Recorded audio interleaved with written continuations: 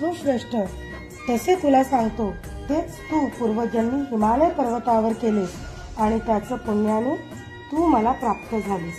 ते हिरे जडित मुकुट शोभे तो बरा, रुंजून ते नुपुरी चरणी घागर्या. जे